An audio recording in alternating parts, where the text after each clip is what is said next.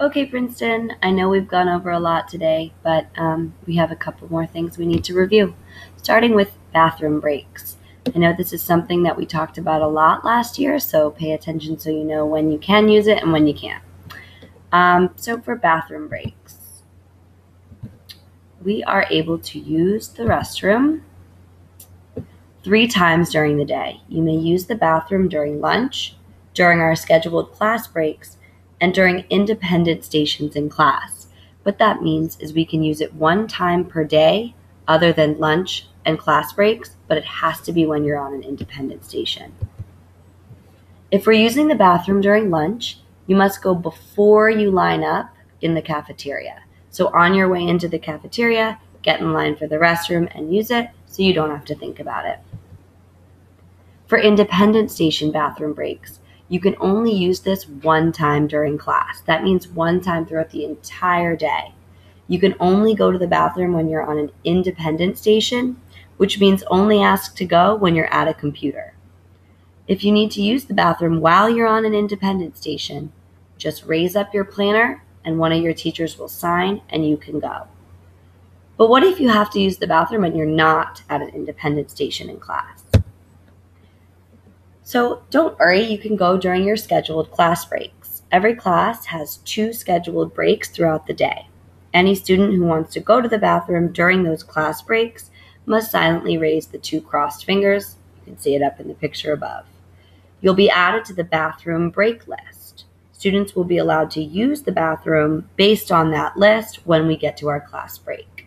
Now those breaks are only 10 minutes, so if that break ends, class has to begin. If you didn't get to go, you need to wait until lunch, or if it's after lunch, until your next independent station.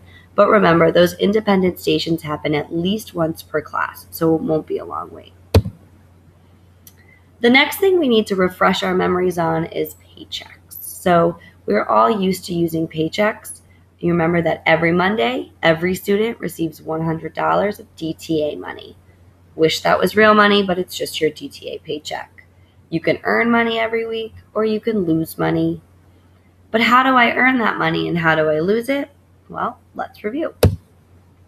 You earn your DTA dollars by showing your DTA values. Our values are scholarship, leadership, community, integrity, and perseverance. You can show those by your class work, your partner work, your transitions, helping out your teachers, helping out your peers. There's tons of different ways to show your values, and you'll get used to knowing what those look like throughout the year. But if we're thinking about it and we'll review it even more, you know how to show that you're a DTA scholar, and that's what's going to earn you money on your paycheck. So then how do you lose your DTA dollars? This is just a quick review of the behavior ladder. A nonverbal warning, or us looking, me or Miss Murray looking at you and saying you're not really doing what you need to do, isn't going to cost you anything. But anytime we have to talk to you directly, which we call a verbal warning, you're losing $2 on your paycheck. If you've lost those $4 altogether and we need to have a conversation with you, it might not cost you any money, but sometimes it'll cost you a lunch detention.